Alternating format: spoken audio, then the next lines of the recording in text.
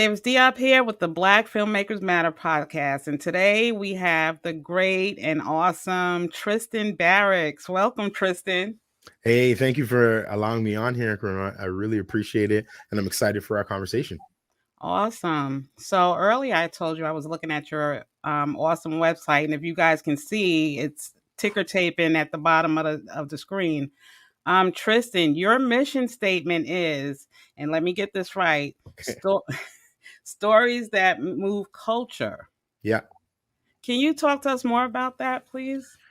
Well, I believe that every person has a gift, and that gift is their perspective. And I think the way that you're able to share your perspective, and simply put, your perspective is the way you see the world, the way you've experienced the world, your unique insights on your experiences, right? That you want to share.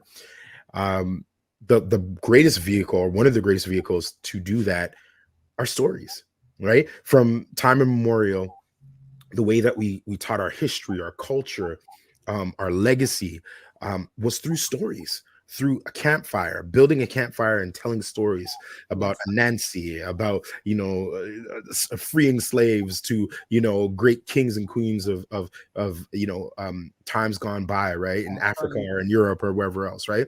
And so this idea of using stories to move culture, it's always been there. It's always been the way that we've been able to deliver information, to keep our history intact, to know our lineage and our heritage. And so when I say that stories, I want to tell stories that move culture. What I want to do is I want to honor the rich heritage of storytelling coming from the Black community and continue that legacy on. But then I want to elevate it by using 21st century tools, by using digital tools and digital platforms to distribute, not only just to distribute, but to capture those stories and then to distribute them, and to really to reformat and recalibrate the way that we see ourselves as Black people and brown people and people of color. Awesome. Wow, awesome, man. Thank you for that explanation. Mm-hmm. So just to reiterate what he's saying, this is our history. This is not something we just woke up, oh, I want to be a filmmaker. It's not just a dream. This is in our blood. Mm-hmm. This is from, our ancestry telling stories. Mm-hmm. So Yeah, I just wanted to reiterate that. it's so important to understand that, just because we've been denied access for years to a certain form of storytelling doesn't mean that we don't have the skill or the talent of storytelling. That's right. The reality is that storytelling is in hip hop, whether and it's not just as an MC. It's the way that the DJs scratch and mix music together and tell stories by stringing different songs together and creating a break in the music, so that now breakdancers can tell a story now through the music and through their emotion and through their dancing, right, and through their choreography. But it's also storytelling through food, right? I don't care what anybody says, we make the best fried chicken. Don't matter if you go to West Indies, go down to Southern America, go down, find a Black person, you're gonna find the best fried chicken, right? But there's a story behind that, the textures of the way that they cook it, the flavors that they use. That's all storytelling. And so the idea that storytelling is only, when you have a $200 million film and you win an Oscar is incorrect. It actually starts with what you have in your hand. I always say to my students, they ask me, what do I shoot with? I say, what's in your hand, right? Mm-hmm.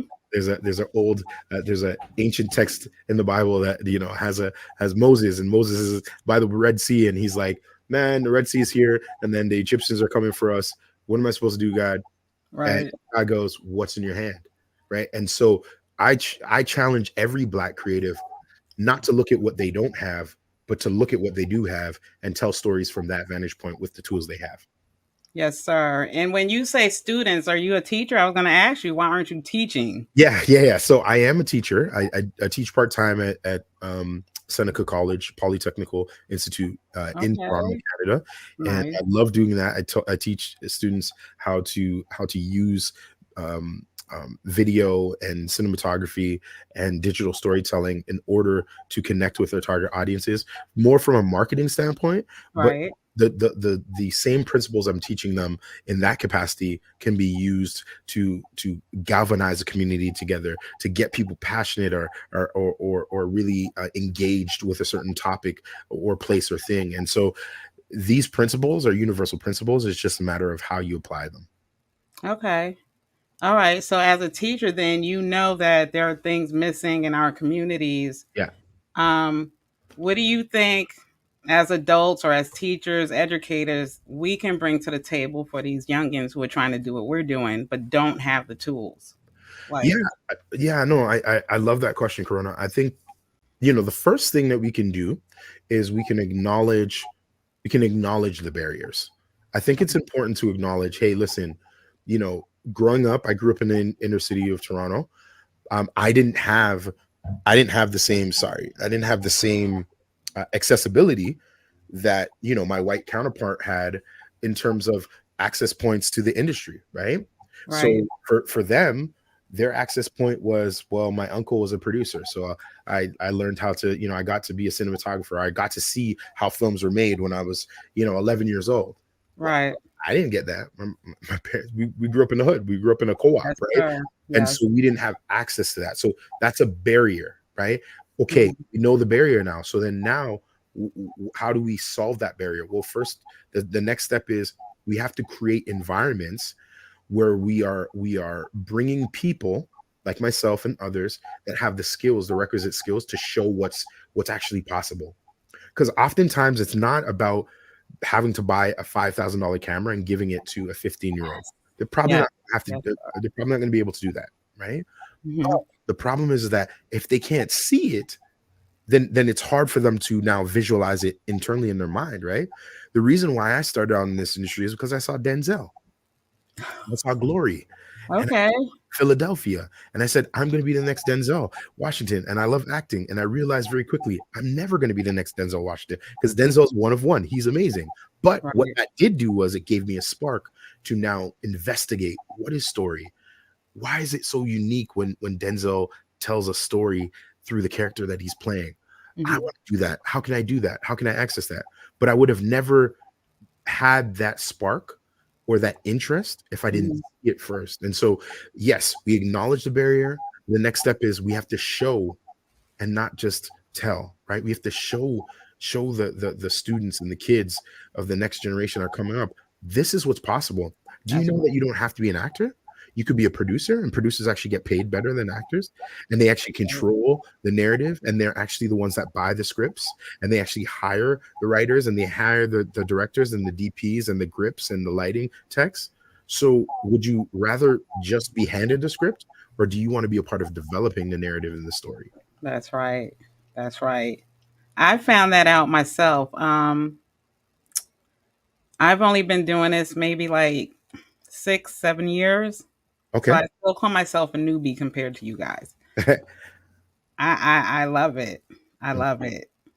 And I can't imagine doing anything else. I grew up in Greenwich Village. So I Yeah, don't know if you know Greenwich Village. yeah, That's like the mecca of, entertainment, the art, absolutely. freedom of speech and, character and I'm just glad you're doing this. Thank you so much.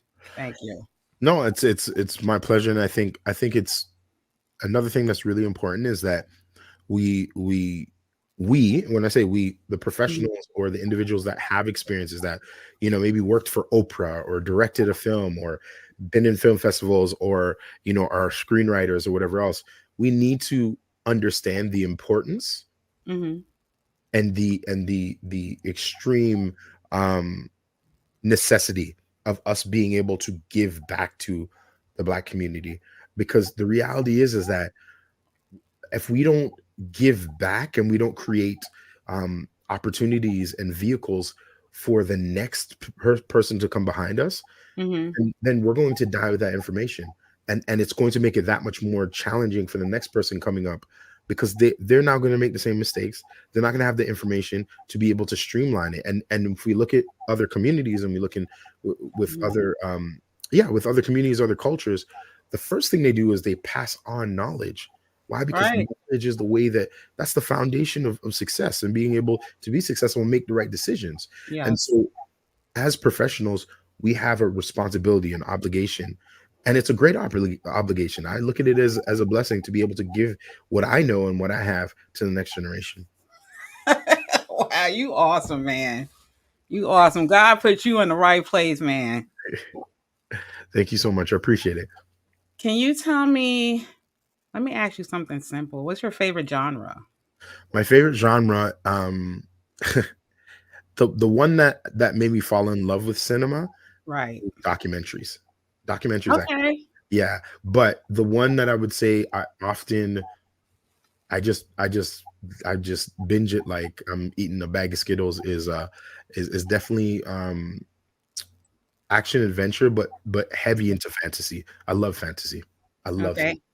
yeah. Now, have you ever written any fantasy, or would you like to write any?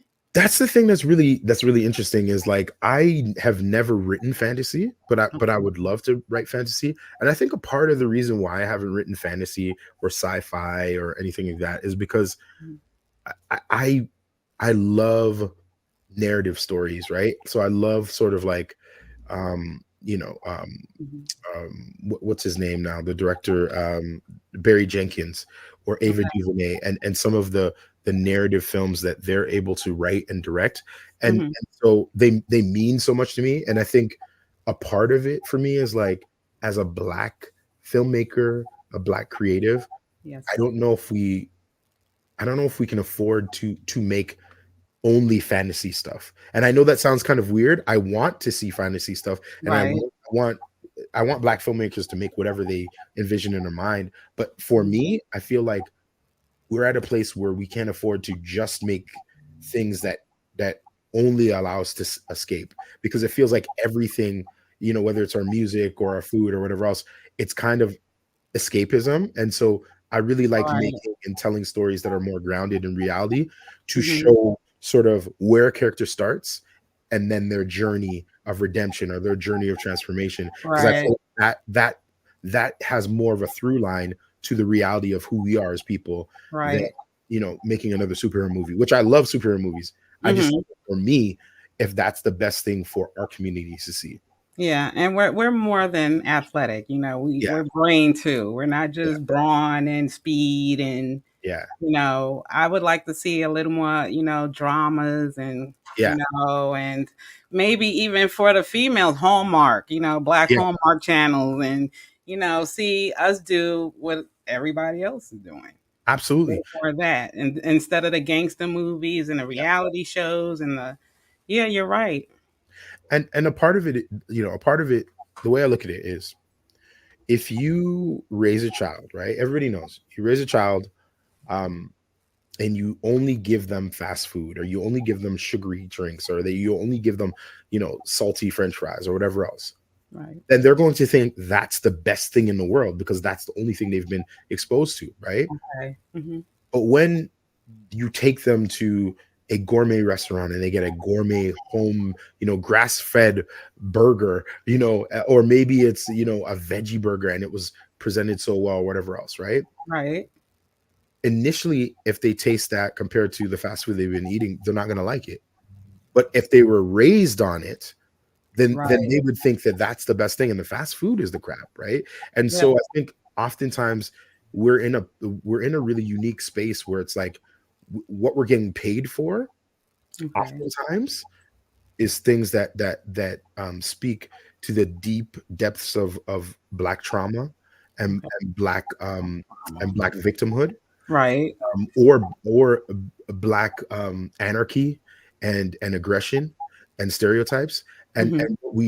what we want to what I hear many filmmakers, black filmmakers, wanting to do is to create stories or tell stories that are just stories that have black people in them, that are just like, what about the story about the black father that is in the home, that's just trying to make it, that's just trying to figure out his kids, Right. right? Yes. You know what I Yes. mean? Like, and Mhm. again, I'm not speaking to this person's personal life, but I'm speaking to what they created. You look at Right.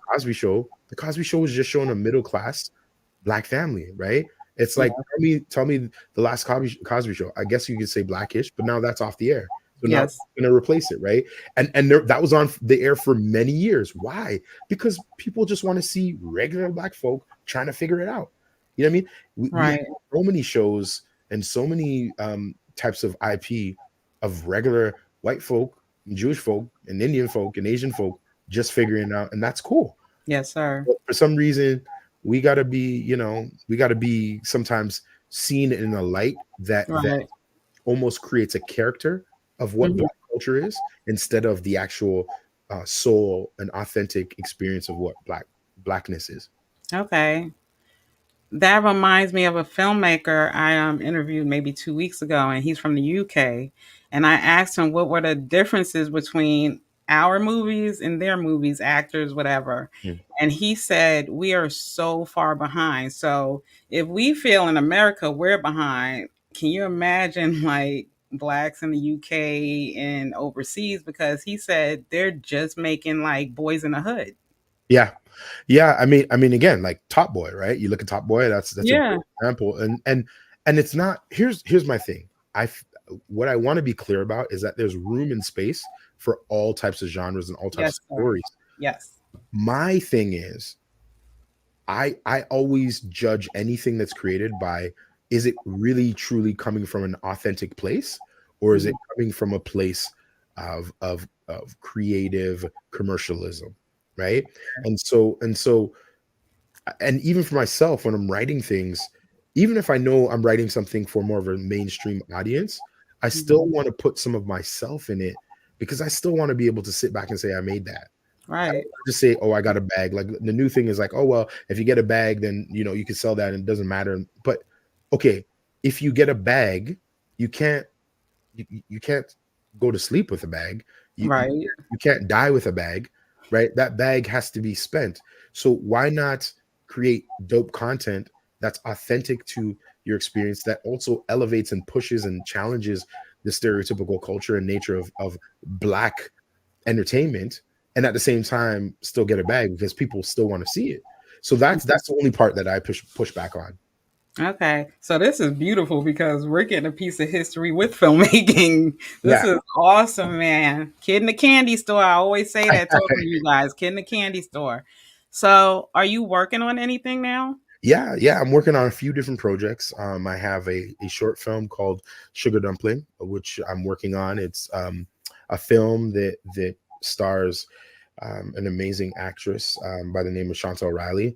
We're in pre-production now for it. I actually wrote the script with the Sundance Institute, Collab Institute. So they were able to workshop it with me, and it's in a really good place. But Mhm. basically, the premise of the story is a young woman is trying to reconnect with her estranged father, and her estranged father lives in a retirement home and is struggling with dementia, and Mhm. the only way that she can connect with him is by recreating his childhood foods from the West Indies. So Oh, wow. yeah, Okay. so there's this sort of really like homage to West Indian culture, West Indian food, but then also the relationship and the idea of like what happens when now we have to take care of our parents. What does that look like, right? How, Wow. Yeah. how do we experience that? How does that transition work? Does it work? How do we feel about Right. it? What are those emotions about it? Especially in our community where, you know what, we probably could have not talked to our parents for 10 years and Mhm. still we're not sending them to old folks home, just leaving them alone. We're That's right. still a level of accountability and responsibility, irregardless of whether Mhm. they drop the ball on us. And so that story talks all about that and touches on that. So that's a short film we're working on. We're Okay. also working on a show. I can't tell you the title yet because Okay. we're still working on some stuff, but Okay. it's about a middle-aged black father who is navigating a midlife crisis Mhm. after the sudden death of his father. And so it's a comedy, it's a sitcom, it's really running or walking after the Mhm. legacy of Blackish, of Mhm.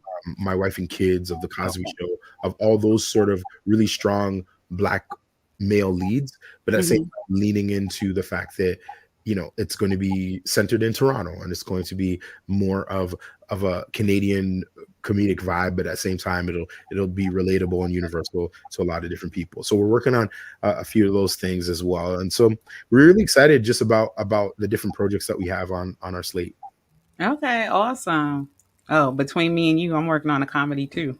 Oh no, that's what's up. Yeah, when we get off of here, I'm gonna have to tell you about it. It's Okay, a yeah, good idea.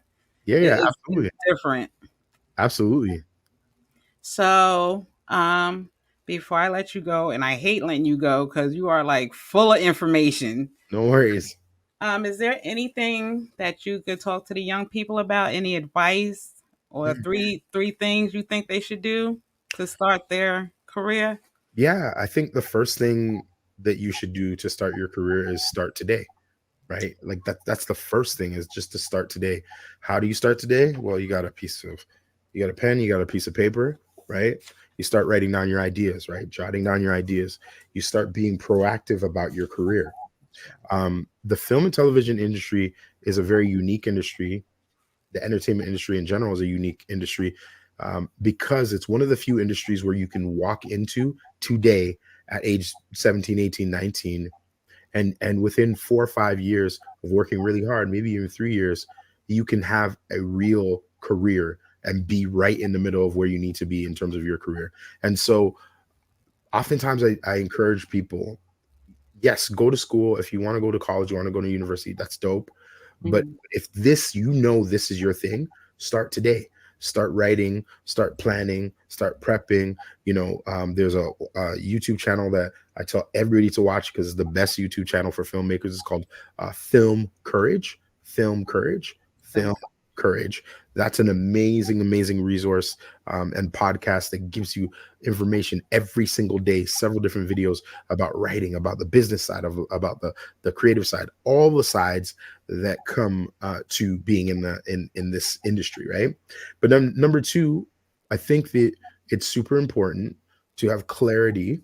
You know what? I'll say this: not clarity, but Mhm. to be open to every um, experience when it comes to this industry. What do I mean by that? Well, maybe you want to be a director, but nobody's hiring you as a director, but they'll hire you as a PA. They'll hire you as a writing assistant. They'll hire you as a grip or a lighting tech. They'll hire you as an editor. Maybe they'll hire you as an audio guy. Maybe they'll hire you from the standpoint of just being a script supervisor. Right. However you can get in, get in. That's right. Don't worry about the goal, like the role.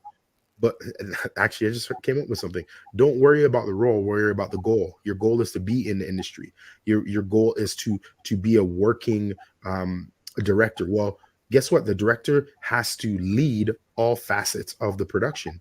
If that's the case, you should know and have experience in all facets of production. So that's why I say, like, it's really important to get experience in all different areas of the production process. Number three, learn how to do things with others. Learn how to, and what I mean by that is, you may not always have all the money, but you have and you may have relationship capital. If you have relationship capital, pull people in that you know are talented, that you know more than you. Pull people in that may intimidate you, but you want to learn from them. You know, Mhm. be open to being a person that's pulling people in, that connects people together, right? Because when you do that, what you're doing is you're actually building a greater network for your career. And so lean into that sort of interpersonal skills, because the whole saying of, like, it's not about what you know but who you know, that is literally the truth about this whole industry. If you know the right person, then though there will be open opportunities that you otherwise wouldn't have gotten.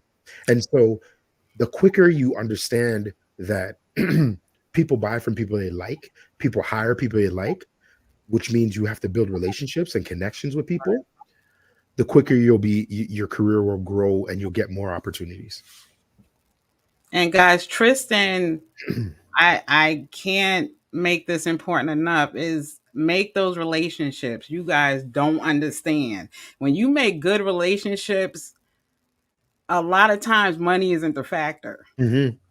Your word, keep your word, be a Hmm. good person, be humble. I've even heard stories of directors who were a year in acting crazy. You know, Mhm. stay humble and help people. One thing I do on every one of my sets is when I get to set, Mhm. um, I say hello and welcome every single crew member. As long as they're not, carrying something heavy and they're busy doing something, I Right. say hello. I say good morning. I don't care who it is, and That's and and, and the light that comes on in their eyes just to know that they're acknowledged, because oftentimes they're on sets where they're not even acknowledged. yes, And I'm like, sir. but you're a person. You have a Yes, soul. You have a passion. You have dreams. The least I can do is say hello. You're that's helping me, attain my goals. So those mhm. are the little things that help you and propel you. You may not see it right now, but you're planting the seed for tomorrow. You're not planting it today to look for the fruit today. It's for later on. And with that said, we're going to end with that. That was beautiful, Tristan. TristanBarracks.com, guys. www.tristanbarracks.com. Awesome filmmaker. Love this interview. Can't wait to talk to you some more, man. Absolutely. Anytime, let me know and I'll jump back on. Love to answer even some other questions that may come up through the audience and stuff like that. I would love to do a Q&A as well. Okay, awesome. Oh, you got to teach me how to do that, Tristan. Absolutely. Absolutely. Okay, talk to you soon.